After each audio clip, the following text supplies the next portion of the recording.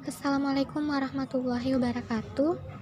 Perkenalkan, saya Siti Mutmainnah, kelas Pendidikan Matematika B Angkatan 2018.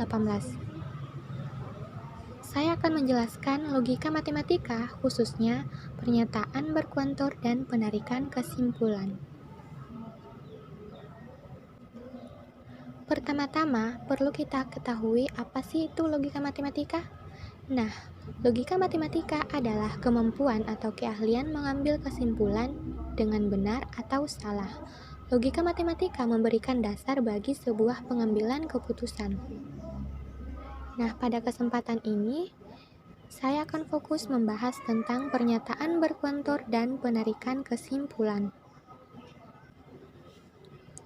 Yang pertama, pernyataan berkuantor. Pernyataan berkuantor adalah pernyataan yang mengandung ukuran kuantitas atau jumlah. Nah, kuantor dibagi menjadi dua bagian, yaitu yang pertama kuantor universal dan yang kedua kuantor eksistensial. Untuk lebih jelasnya, saya akan menjelaskan kedua kuantor ini. Nah, yang pertama kuantor universal. Dalam pernyataan kuantor universal terdapat ungkapan yang menyatakan semua, setiap. Sedangkan dalam pernyataan kuantor eksistensial terdapat ungkapan yang menyatakan ada, beberapa, sebagian, dan terdapat. Kemudian, simbol operator logika untuk kuantor universal yaitu bentuknya seperti A terbalik, sedangkan simbol operator logika untuk kuantor eksistensial yaitu seperti huruf E terbalik. Kemudian notasi kuantor universal yaitu seperti ini. Semua X dibaca untuk semua X atau untuk setiap X. Sedangkan notasi kuantor eksistensial seperti ini. Dibaca ada nilai X, beberapa nilai X atau terdapat nilai X. Kemudian, pernyataan berkuantor universal dengan kalimat terbuka Px disimbolkan dalam untuk semua X Px. Kemudian, pernyataan berkuantor eksistensial dengan kalimat terbuka Px disimbolkan dalam ada X Px. Selanjutnya, kita masuk pada contoh pernyataan yang menggunakan kuantor universal. Nah, contohnya itu setiap bilangan asli lebih besar daripada 0. Kemudian, semua planet dalam sistem tata surya mengelilingi matahari. Nah, pada kedua contoh ini yang menandakan bahwa pernyataan ini adalah pernyataan kuantor universal ditandai dengan kata setiap dan semua. Kemudian, contoh pernyataan yang menggunakan kuantor eksistensial yaitu beberapa presiden adalah wanita.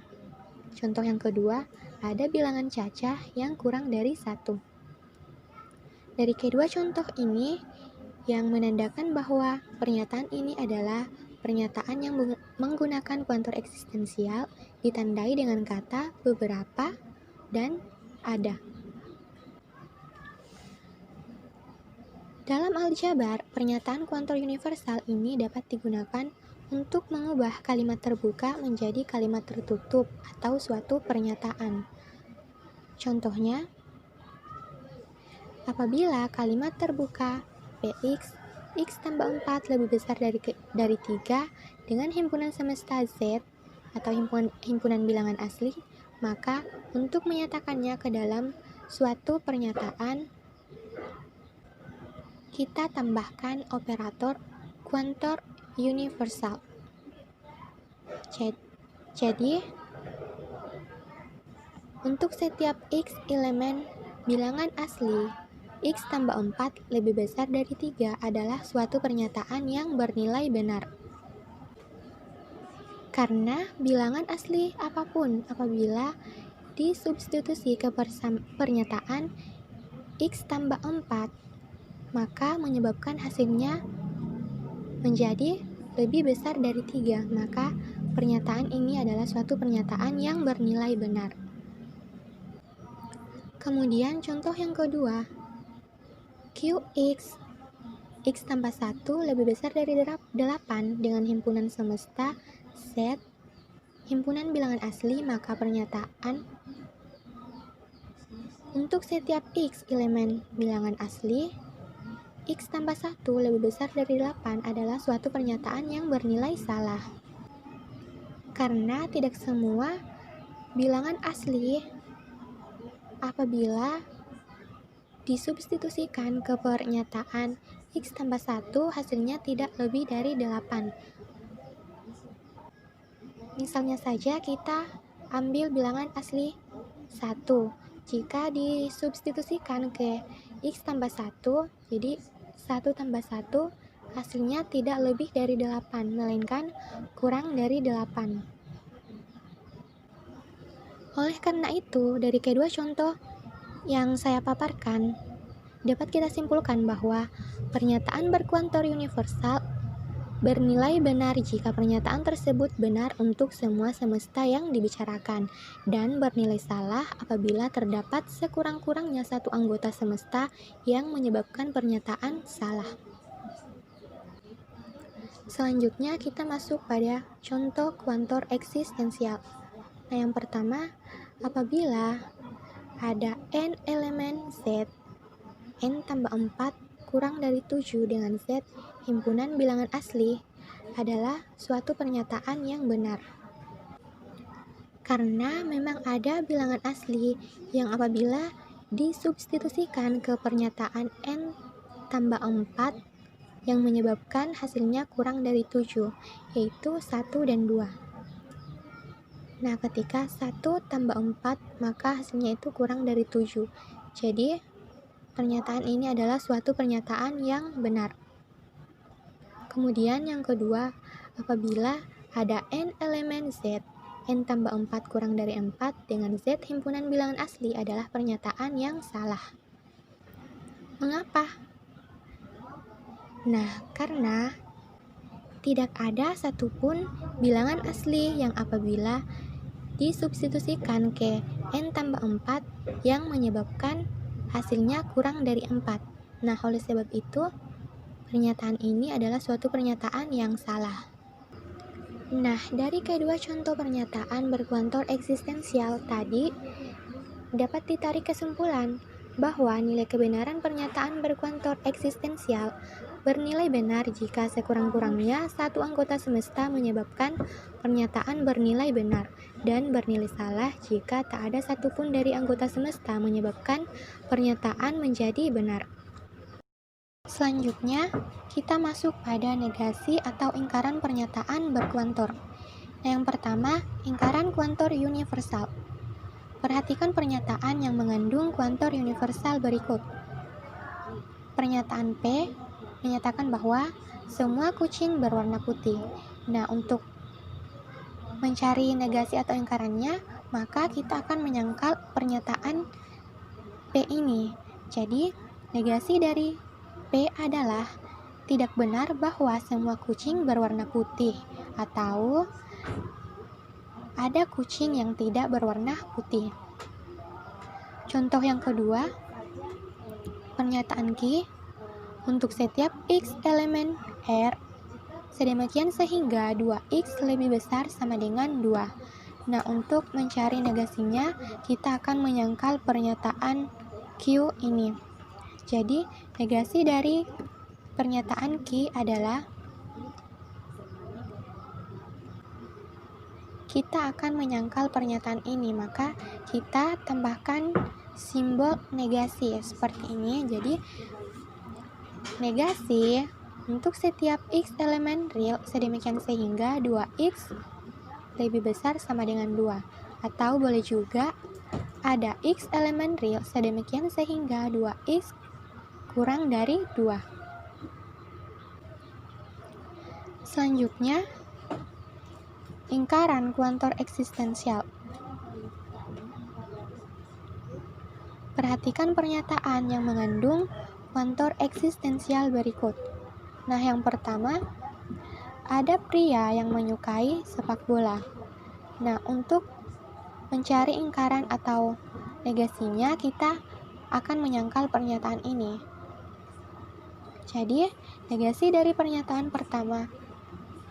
Dari pernyataan ada pria yang menyukai sepak bola adalah tidak ada pria yang menyukai sepak bola atau semua pria tidak menyukai sepak bola.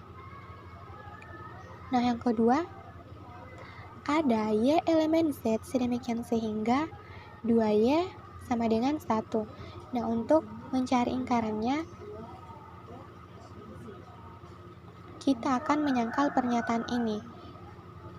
Jadi, negasi dari pernyataan ini adalah tidak benar bahwa ada Y elemen Z sedemikian sehingga 2Y sama dengan 1.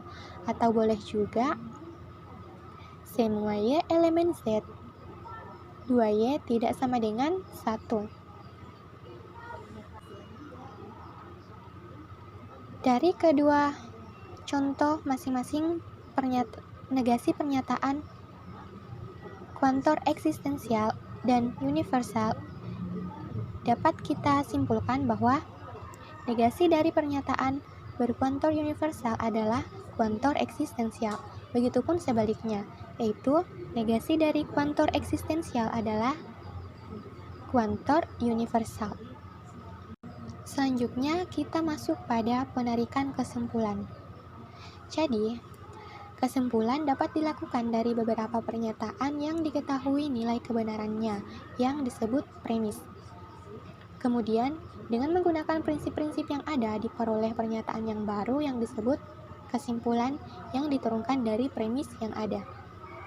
Nah, terdapat 3 metode dalam penarikan kesimpulan, yaitu yang pertama, modus ponens, yang kedua, modus tollens, dan yang ketiga, silogisme. Nah, kita masuk pada metode penarikan kesimpulan yang pertama, yaitu modus ponens. Misalkan premis 1 yaitu P maka Q, dan premis 2 P, maka bisa ditarik kesimpulannya adalah Q. Nah, untuk lebih jelasnya, contohnya premis 1, jika paman datang ke desa, maka adik akan merasa senang. Kemudian premis kedua, paman datang ke desa. Nah, pada premis 1 ini, jika paman datang ke desa, ini adalah P, kemudian adik akan merasa senang, ini adalah Q. Nah, pada premis kedua, paman datang ke desa. Jadi ini adalah P, maka dapat ditarik kesimpulannya adalah Q, yaitu adik merasa senang. Nah, pada metode penarikan kesimpulan yang kedua, yaitu modus tollens. Misal, premis 1, P maka Q, kemudian premis 2, lingkaran Q, maka dapat ditarik kesimpulannya yaitu lingkaran P. Contohnya, misal premis 1, jika saya menang dalam pertandingan, maka saya mendapat bonus. Kemudian premis 2, saya tidak mendapat bonus. Nah, pada premis 1 tadi, jika saya menang dalam pertandingan, ini kita misalkan P, kemudian saya mendapat bonus, ini adalah Q. Nah, pada premis kedua, saya tidak mendapat bonus. Jadi ini adalah lingkaran dari Q. Maka dapat ditarik kesimpulan bahwa saya tidak menang dalam pertandingan. Untuk metode penarikan kesimpulan yang ketiga, yaitu silogisme. Misalkan diketahui premis 1, P maka Q, kemudian premis 2, Q maka R, maka dapat ditarik kesimpulan, yaitu P maka R. Contohnya, premis 1, jika X bilangan ganjil, maka 2X bilangan genap. Ini adalah P maka Q. Kemudian, premis 2, jika 2X bilangan genap, maka 2X tambah 1 bilangan ganjil. Nah, ini adalah Q maka R. Maka dapat ditarik kesimpulannya yaitu P maka R, di mana P-nya adalah jika X bilangan ganjil dan Q-nya adalah 2X tambah 1 bilangan ganjil. Jadi kesimpulannya yaitu jika X bilangan ganjil, maka 2X tambah 1 adalah bilangan ganjil. Sekian dari saya. Terima kasih. Assalamualaikum warahmatullahi wabarakatuh.